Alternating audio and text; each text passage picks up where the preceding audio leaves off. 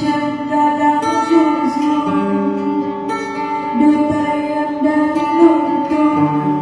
Bao nhiêu năm dòng giá qua rồi, bao nhiêu năm lặng lẽ mà vẫn thấy buồn.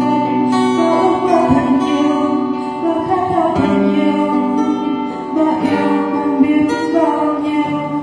Khi nghe nhạc có nhẹ nhàng hơn, khi nghe nhạc có là sóng sóng, con là cánh đồng nằm rơi vào chân mênh mông.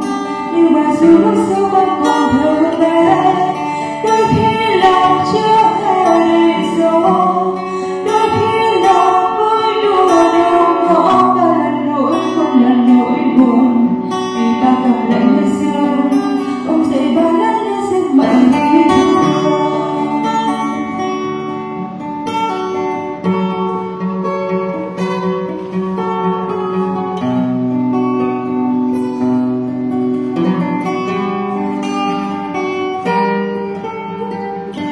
Lên chút xíu nữa, Hôm nay sân khấu nó lớn đó.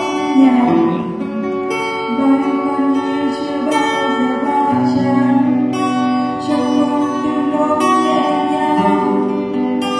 Con đêm cô hát cao vang, mai đây con mạnh mẽ hơn nhiều, mai đây con chờ che cho biết bao nhiêu, cho ước mơ của mẹ, cho nỗi đau của mẹ.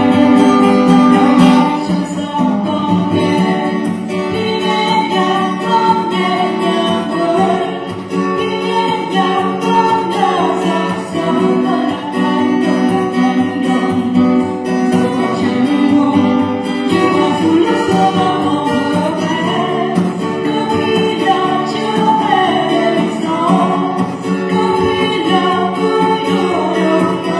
Và lần nỗi buồn, vì bao cảm đến ngày xưa ôm dậy bao nhớ đến giấc mộng ý thương.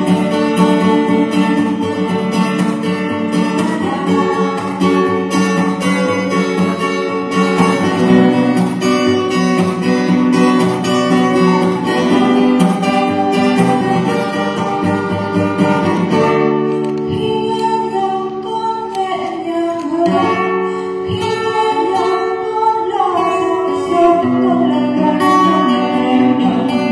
Và dù